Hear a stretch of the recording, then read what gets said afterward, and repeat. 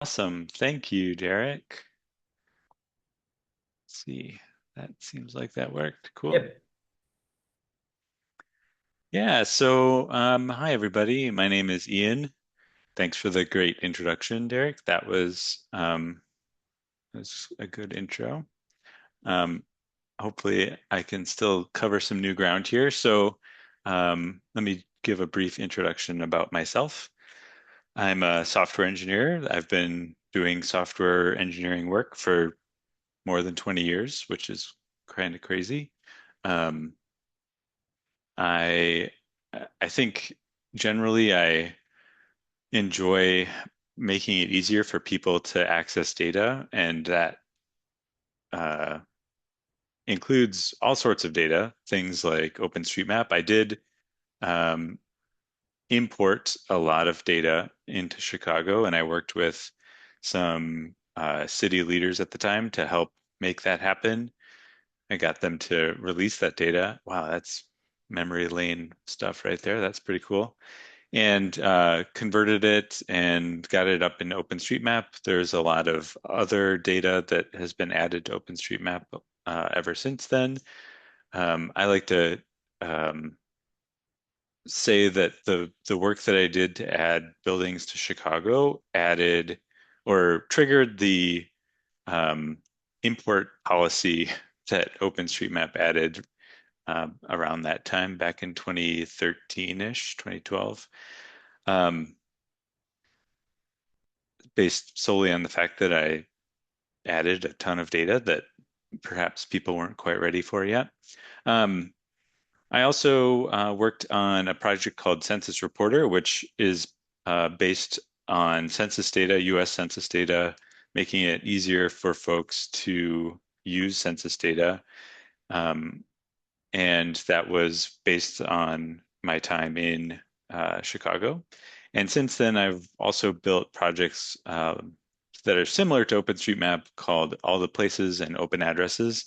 Both of those projects collate and collect public data off the internet, convert it into a format that's consistent, at least, and then republishes it so that it's easier for folks to use. Open addresses in particular is used in basically any uh, public geocoder that isn't using commercial data. Um, so that's a pretty cool project. And as Derek mentioned, I spent time in Chicago. I was in Chicago in 2012-ish and came back to the Twin Cities in 2017 or so. I don't remember timelines, but anyway, um, I'm currently in St. Paul and loving it up here, but I also like Chicago. I was in I believe the last Shy Hack Night that I attended was in 1871, um, to give you an idea of how long ago that was. So, um, what is Artemis? Artemis, I think Derek did a pretty good job of giving a brief summary.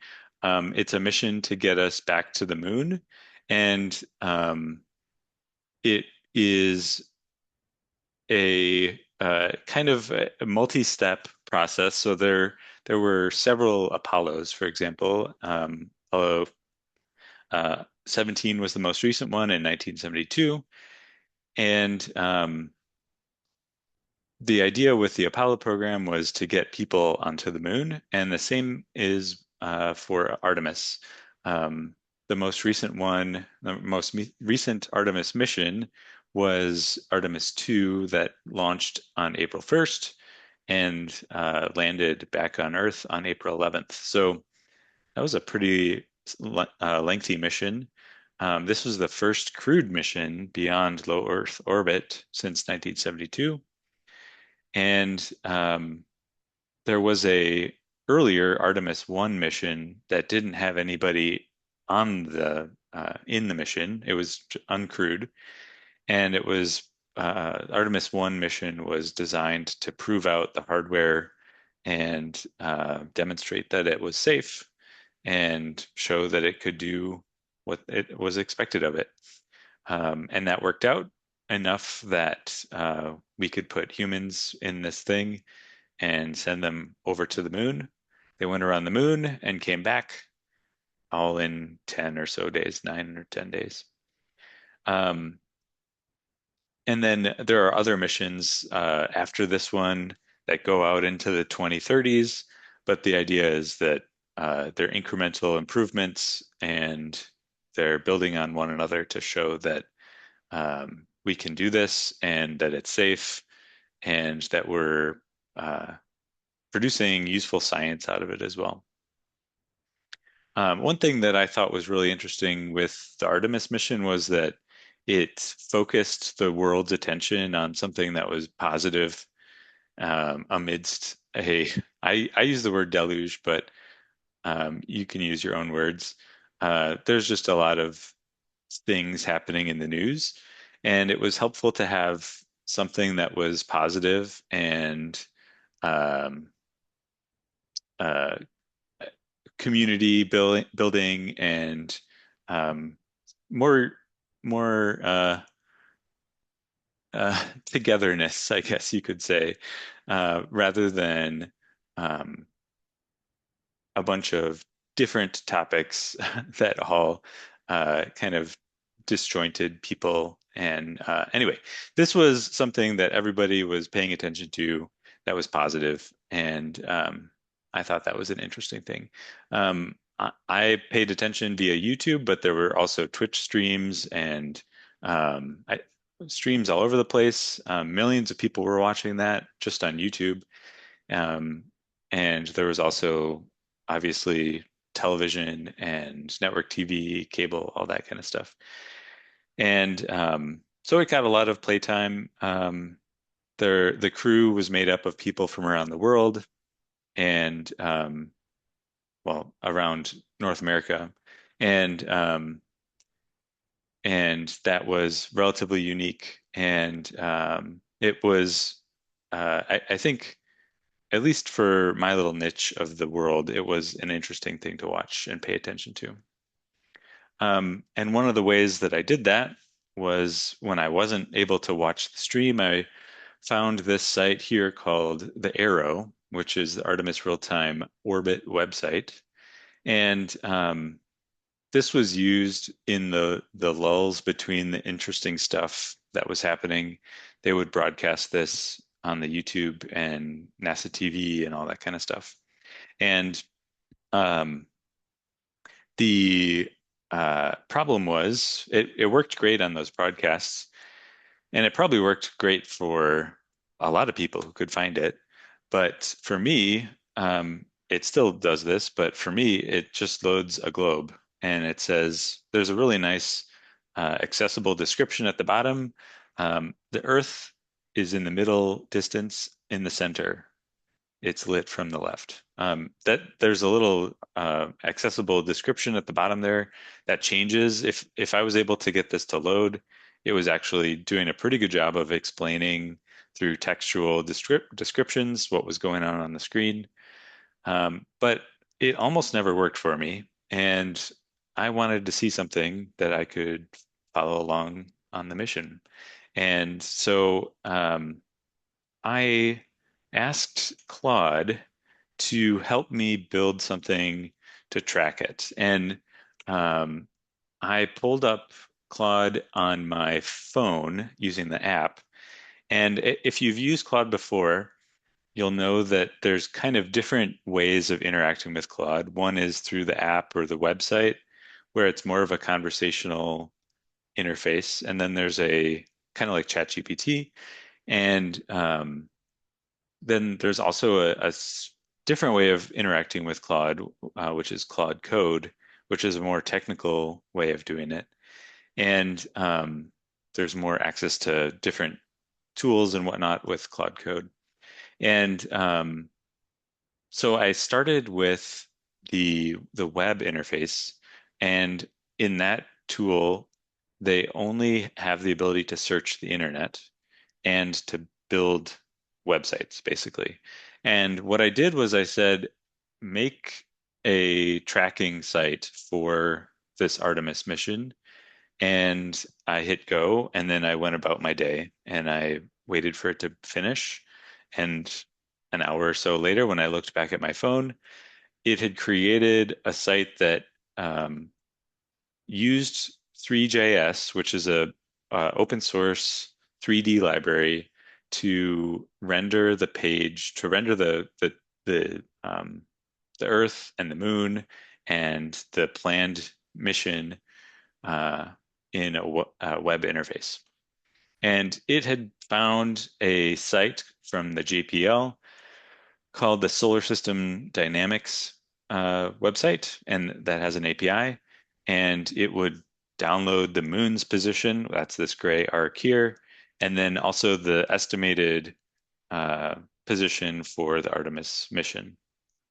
And it did this all on its own, and it created an HTML page that was kind of the basis for all the work that I'll talk about.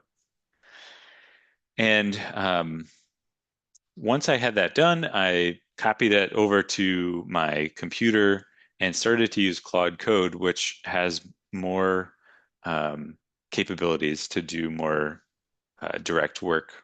And so what I asked it to do was to look at the existing Arrow site and figure out how we can use the data that it was using, that the Arrow site was using, to improve the site that we were working on together.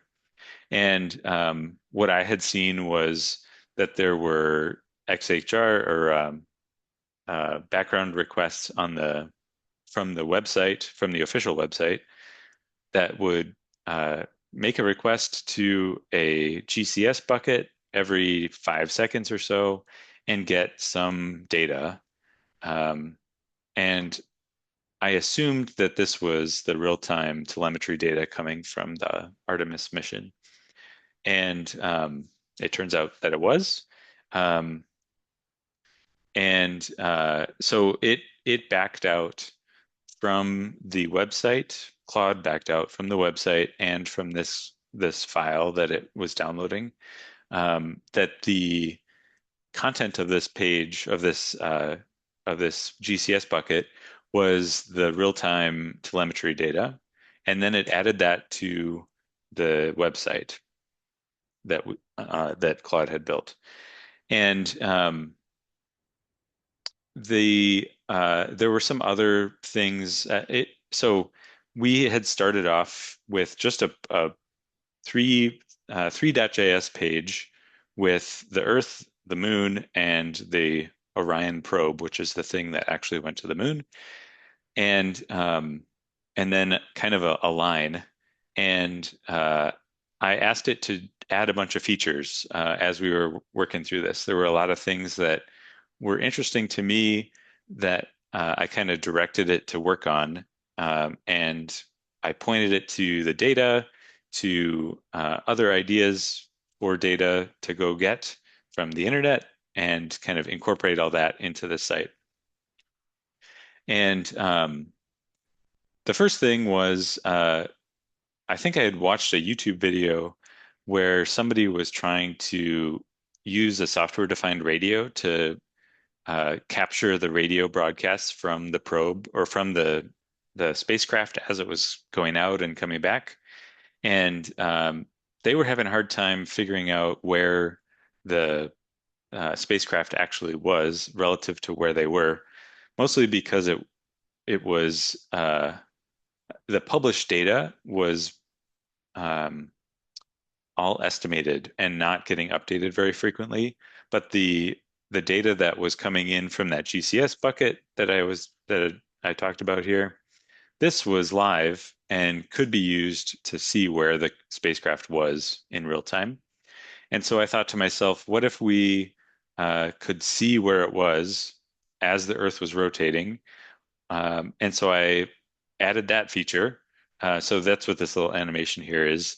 The Earth rotating to match the time and to include the sun cast. Those were two things that were important to me as I was building this. I also added this scrub bar at the bottom here so that you could kind of pick a point in time in the future. This was kind of at the beginning, and it would let me figure out where it would be, where the spacecraft would be at some point in the future. Um, Also, the colors on the timeline came from public data that was published as a PDF file, and Claude parsed the PDF file, pulled out the timestamps and the descriptions of what was happening, and added it to the timeline for me, which was pretty cool. Another thing that I relied on Claude for here was to download the binary that the Arrow website was using and extract the 3D model that they were using. Um, the 3D models that were available online were not particularly detailed. They were all kind of low resolution. And so this one was very high resolution and included the solar panels because the solar panels could articulate to face the sun. And so they had modeled those as separate entities that could rotate in the official website. And so part of the telemetry data was to uh, specify what direction the panels were pointed. And so Claude helped me extract the 3D model, and then also uh, we did our best to figure out which pieces of telemetry data co corresponded with what the solar panels orientation was. One interesting thing here that I forgot to take a picture of was that the original model had the solar panels kind of tucked in a weird position, and so I had to build a tool that would allow me to manually reorient them to a neutral position on the spacecraft so that the telemetry data would orient them in the correct way. That was kind of an interesting project that I wish I had captured, but I deleted it when my computer restarted. So anyway, that was kind of an interesting thing. Um, Also, an interesting thing here, there's a data project called AstroNexus that keeps track of all of the important to them. So this is run by one person, and they collate all of the star uh, uh, position and brightness data, and all the important ones uh, get added to this text file. And Claude found a way to parse that text file and put it onto the background of my website so that it had a accurate looking star field in the background rather than just a black background, which is what I started with, or a random star field, which is what I tried, and it didn't look right. I also added the sun as a kind of a brighter thing that cast shadows, and that made it look pretty useful. This little thing here, these are the orbits. So this is the Earth here, and then the moon with the sun in the background here. An interesting thing that happened at this point was that other people were trying to do the same thing, and not everybody had figured out some of the data sources that I had. And so I had asked Claude to do a lot of this investigation, and so it had figured all this stuff out, and I had it save that information that was pertinent and useful to the data sources, especially to a README file, and I posted that on GitHub. And I think that probably was more useful to a lot of people who were interested in this, more so than the tracking website that I built, because I don't. This wasn't captured or documented anywhere, especially the live telemetry that's on my README down here. But being able to find data about predicted trajectory and the star data and the model and all that kind of stuff, just kind of the building blocks of this website were that wasn't really documented anywhere. And I was able to uncover that with Claude's help. And so part of what was important to me was making sure that it was visible to others who cared about this. And speaking of that, somebody who I had initially shared my site with as I was working on it. They built their own version of this. They took the code that I'd built and they had actually built a separate thing for their kids that was tracking the Artemis mission with like video feeds and all that kind of stuff.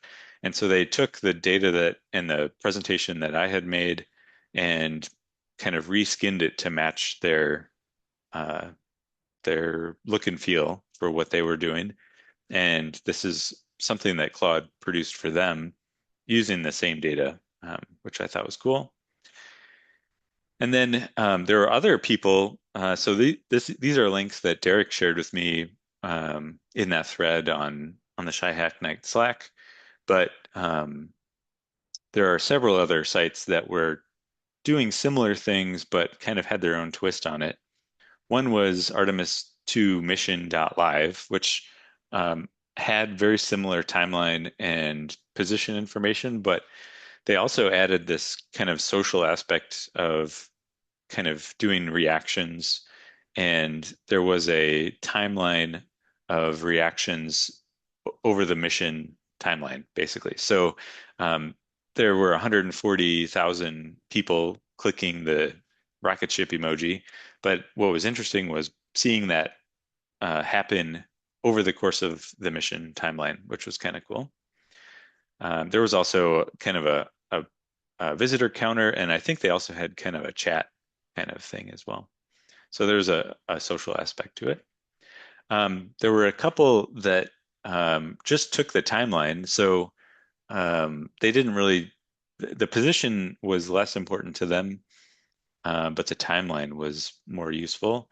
And so this one here just kind of went down a timeline. This one here had the timeline information separated out by what's happening on the ground, what's happening with the astronauts, what's happening with the spacecraft. And that was kind of interesting because this all came from a PDF that NASA had published, and Claude had parsed that PDF. It was a very weird looking PDF with that had obviously been print screened from an Excel spreadsheet on three different lines on a big wide piece of paper. And so this was all backed out of that PDF file. And then more recently, Hank Green of YouTube fame built a similar timeline, but he based his on the photo stream that came out of it. NASA posts all their photos on Flickr, and he downloaded them and put them on a timeline. So these dots up at the top are the photos, and then this is the timeline of what the astronauts were doing over the course of the mission.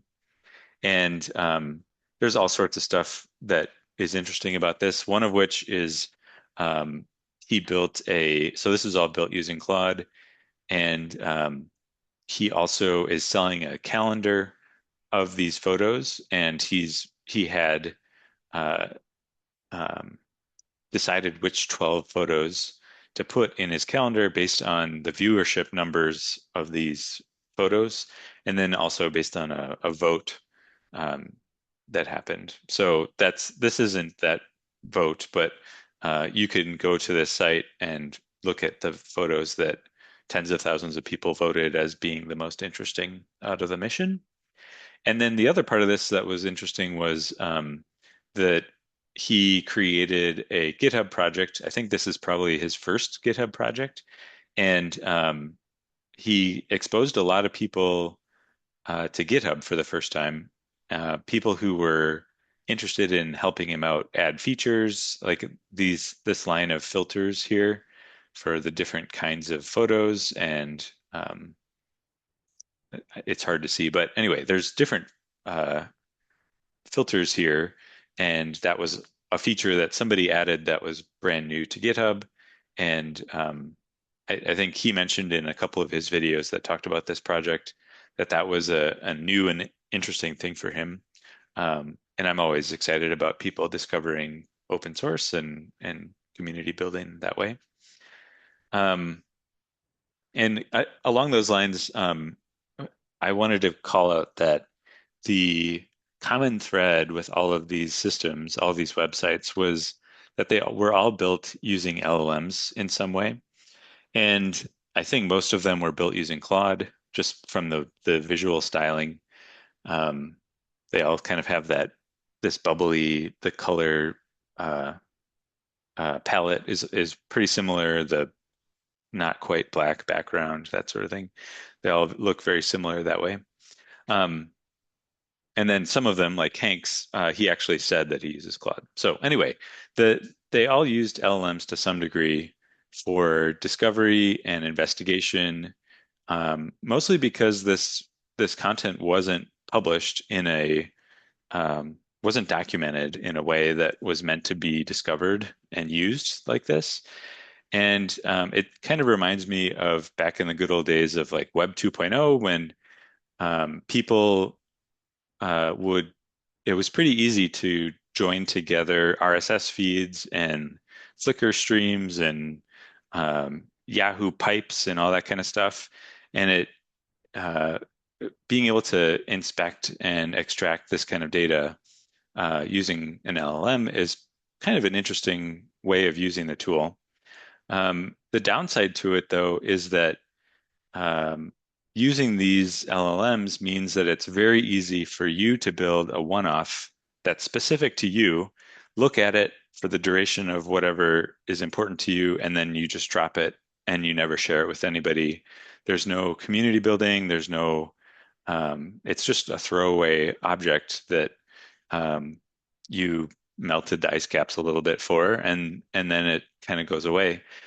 Back in the good old days, because it would take so long to build this kind of stuff, you had to work together with others to kind of build a community around it and get feedback and have shy hack nights about a thing. And now, because it's a lot easier to just kind of do these one-offs with an LLM, that becomes a little bit harder to do. So that's a conversation that I think is interesting. Um, and I think that's the end of my slides here. I think how do I go back with the arrow key? Um, I feel like there was one other thing I wanted to say, which is let's just look at what it looks like. Um, so this is uh, what it looks like. I can click and drag to kind of pan around and look at the site. Up in the upper left here is some metrics based on uh, this is the JPL predicted data because we're not getting live data anymore. And but when it was live, you would see raw telemetry here with all the different solar panel data and the location and position and the roll rate.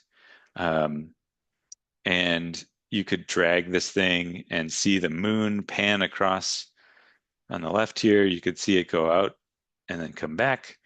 One thing that nobody really noticed except for me, which is okay because I built it for myself. But when you get to the moon, when the Orion capsule gets to the moon, there's a little green guy there waving as the thing goes by, which is kind of fun. Um, and then you can also play this in real time and jump to, oh, you probably can't see that very well, but you can jump to different parts of the timeline to see when interesting stuff is happening. Um, yeah, I guess this was a little more interesting. Some of the more difficult stuff happened to get this live telemetry, which we're not no longer getting. But the overall view is still pretty interesting. Um, yeah, so with that, I think I'm gonna stop talking and take some questions. Awesome. Thank you, Ian. Yeah. This is great. So for folks who have questions, go ahead and type it in the chat. We'll get to those. Um, I think I'll start us off with one question, which is, after you launched this, did you hear anything from anybody at NASA? And if you and what would you, and if you did, or if you have, or if you in the future did, what? would you suggest to them to maybe make this easier next time for other folks? Yeah, that's a really good question. Let's see if this actually works. No, it's not going to load. So I what? I saw this too. I went to this page and I think I just sat there and let it load. Maybe it just took a second for me to load. Maybe it never loads for you, but for me it did this and then eventually stuff showed up. Yeah, it just kind of sat here for me. I think I have like ad blocking and all sorts of stuff, and so I'm wondering if that's part of it. But Maybe. um, yeah, I reloaded it several times, and um, it eventually loaded. But um, the interesting thing is that they have to NASA official content has to have a contact person alongside all this really great Mm, accessibility stuff. yeah. And so this person here, Michelle, I could have emailed her and said, "Hey, this isn't working. What's going on?" And I just felt bad. I didn't want to bug them and say and kind of bother them while this thing was happening. Sure. I'm sure it would have been fine. I never heard anything. To be honest, I don't think I got a ton of views. This was probably a thing that was mostly useful to me. I think I probably got a few hundred views, maybe a couple thousand. Um, but I do think that the other sites that we found that you pointed out especially. Um, Probably got a lot more visits. Like that one Mm, with the social aspect to it, yeah. they counted 135 live viewers. That was when I took this screenshot like a week ago. And so like a month after this whole thing happened, and they got a bunch of people clicking on their little emojis. Yeah. So Half a million clicks. yeah, so I think that there is interest in this kind of thing. Um, I think there were a lot of people who are watching the streams, and I imagine that if I gave feedback to the NASA person who ran this, they would probably be happy to take it. Maybe Yeah. not when they're trying to also run the mission. Yeah, right. The mission's over, so maybe they have some more bandwidth right Yeah. now. Michelle might have capacity. Yeah. Right on. Well, a couple audience questions here. Would this project easily be used for the next launch, or do you think it would be best to start from scratch? That's a good one. Um it is probably the visual aspect of it I would probably reuse. Mm, Um I think the back end part of it is could be improved and it will probably need to change based on how the data changes. Unless they publish something, there's going to be some new visualization tool that they'll publish, and I will have mhm, to back out what their data is.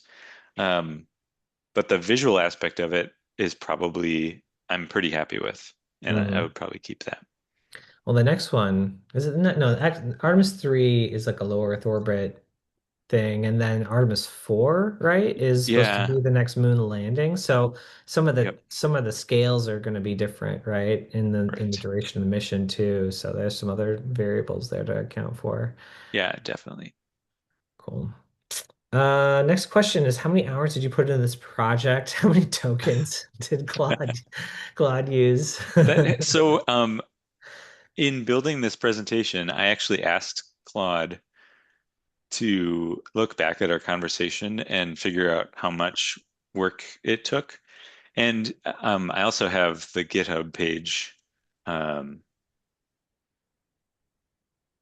which has a pretty good timeline of what I did. Hmm. Um, so most of my work here was on April 1st when I discovered the arrow page and that it wasn't working. Some of it kind of bled over into April 2nd. I bet that's midnight. Nope, that's the morning. Okay, good. You I went to didn't bed. stay Good up that job. late. Oh, that's 11:30 at night. Uh-oh.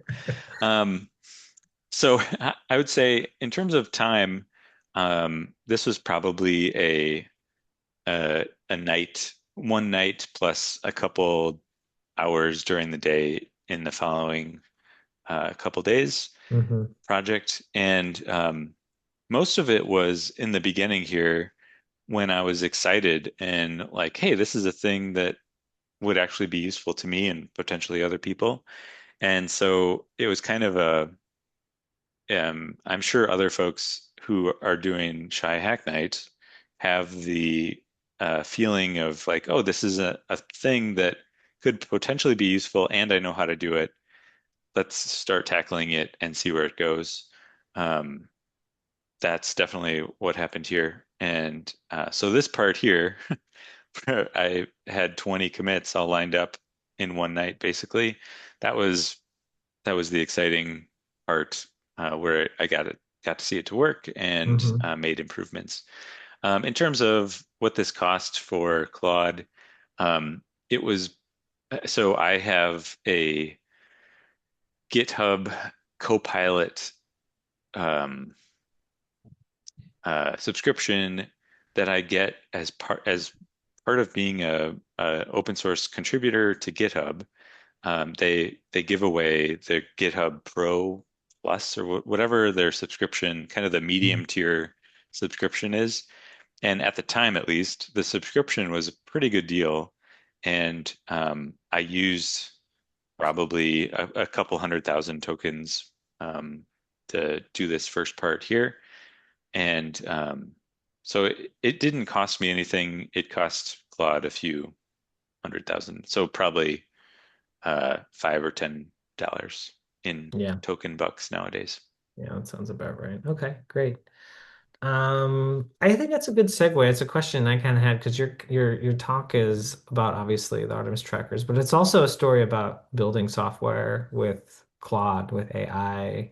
And I'm just kind of curious. It sounds like you used it quite a lot. I'm curious what your kind of work habits are. Are you using it for all your projects, just sort of side projects like this, and what's your sort of relationship to it? What do you find it's helpful and maybe what are some areas it's less helpful for you? Yeah. So in my day job, I work at ZipRecruiter, and we are pretty heavy users of Claude. We have a corporate subscription, and I certainly don't go over budget ever. So I'm not a huge user, but there are several coworkers of mine that do use it extensively. I find it to be a really helpful tool to take the things that are in my head and get them into code relatively quickly.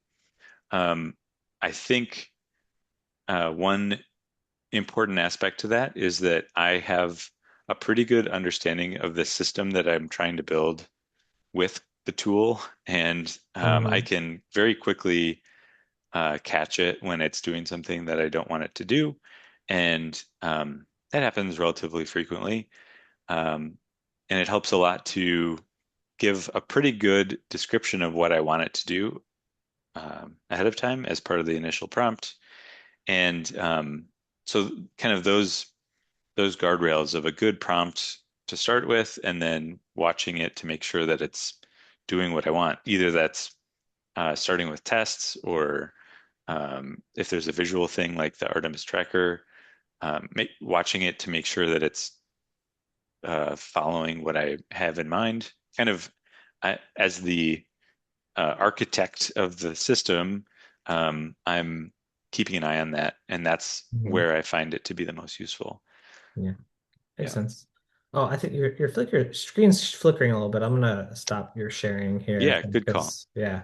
Um, yeah, I think and that's yeah, I mean that's a nice segue into one of the other questions in the chat, which is, and I think you mentioned this in your talk, but it's like, how did you find the data you shared? And I think if I remember right, you said you told Claude to go figure it out for you, and then you kind of stepped away. Is that right? That was kind of step one for you. Yeah, pretty much. So there were two aspects of this. One was I told Claude to go to build the site, and as part of doing that, it found the estimated position data, and then I came back and said, I think there's a better way of doing the position. Like I can get real-time data based on the Arrow website that I had mentioned. Hmm. And um, I did some manual investigation using uh, the browser to see what it was doing. Um, then I kind of gave that extra context to Claude, and it figured out how to incorporate that into the website that it had built. Um, so that's kind of how the initial like base pieces of data came out of it. Then as I was uh, looking for better features, so like adding initially it was just colored spheres for the planets and the moon, and I said I want to add textures, and it went and found textures to put on those spheres, put them in Hmm. the right location, and I watched to make sure that the position was correct and the shadows and everything were right. Um, so yeah, I kind of nudged it towards things where I knew there was data available, and it also discovered some stuff on its own through web searches and stuff. Yeah. Yeah, it's fascinating hearing you talk about all the detail, attention to detail you made. Just, you wanted to make sure that the globe of the Earth was actually like representing the actual like position of the sun and the Earth in that particular time. And then same thing for the moon and all of that. And even the solar panel, Yeah. arrays. That was a level of detail that as a user, I was one of those people using your site. I had yours up and once I knew about it instead of the NASA one. I had no idea that those were that was happening behind the scenes. I was like, have they gotten to the moon yet? Are they coming back yet? I was all like kind of really cared about. I did notice your little green guy. Oh, that's good. I'm glad you noticed. That Easter egg did come through. Oh, that's fascinating. I'm kind of curious. The data source you mentioned, was it just data on the Artemis mission, or was there other telemetry data for like NASA missions also in there as well? So the estimated position data came from a really cool JPL site that keeps track of all of the stuff in the solar system. Um, Whoa. so that's Like like all when the you hear, planets, like what do you mean all this stuff? so like the asteroids, the planets, the moons, all of the bodies that are Hmm. worth tracking, all have their orbit data Hmm. in and position data in this site. I think they also keep track of like asteroids that are when you hear about those things that are going to The swing by yeah. Earth and Near Earth near asteroids. Earth, Yeah. yeah, when they're the doomsday astronauts or asteroids, um, those are tracked in the system, and they have an API where you can look up by name, and then they also have temporary things like the Artemis mission was in there. I actually tried to look for it in the data now, and it's not there anymore because Okay. it's not happening Mission's anymore. over, right? But that's one source of the data, and then the other one is this JSON blob that they were writing to Google Cloud Storage. Yeah. Okay. That was definitely not posted anywhere. I don't think they meant for people to know about that. I see. But just by making it something that's on the web, Yeah. you'll find it from somewhere, right? Yep. Exactly. Exactly. All right, cool. Let's see. Any other questions we have here? Um, yeah, a couple of questions around previous like data visualization projects you've done in the past. And what are they if you've done any, and how did they help inform, how you built this project? Um, I have not built any like space mission trackers before. Um, I I think the what kind of made me think about building this was more about it's an interesting so the projects that are interesting to me are things that I can get to a visual interesting levelness, like some amount of visual interestingness pretty quickly, and something flying through space meets that goal for me pretty quickly. Yeah. And that's another reason why I enjoy LLM tools is that getting to the point where it looks good enough for my brain to stop caring about design. And I can just get to the data part of it and data wrangling and backend part. That's why it's interesting to me. Um, I haven't built any kind of visualization, like real-time visualization tools like this, though. I think probably the closest thing is my wife skis the Berkey up here in northern Wisconsin, and I've over the years she's done it 20 times, and over the years I've tried different ways of visualizing watching her position because the official tracking only gives you like 2 points and it's always wrong. And She has like a GPS tracker or yeah, something. Oh, I've been okay. trying to like LoJack her basically, and um, I still haven't found the right way to do it. So that's Okay. probably the closest thing. Yeah. Okay. I've seen that. Like my kids did ski school and they put a little ankle bracelet Oh, on nice. them and then they use that so like they can go off and go on the ski lifts and then the parents can like know where their kids are. But then Oh, also you can play back like, hey, here's all the cool places you went today. Like so cool. similar idea. Very cool. Well, we're just at time. I think my last question, I think it's an easy one for you, which is can you share a link to your slides? I think you have a lot of great Yeah, info and links in there that might be useful for folks. If you want to definitely. drop it in the chat, we can also put it in the Slack channel as well, so folks can take a look. That'd be really great. I think I just, yes, I will. Excellent. Thank you. Well, Ian, thank you so much. Appreciate yeah, you sharing all your knowledge with us and your Artemis tracker. You'll be back for Artemis 3, right? That's right. Definitely. Awesome. Well, I guess we're gonna shift to the civic hacking portion of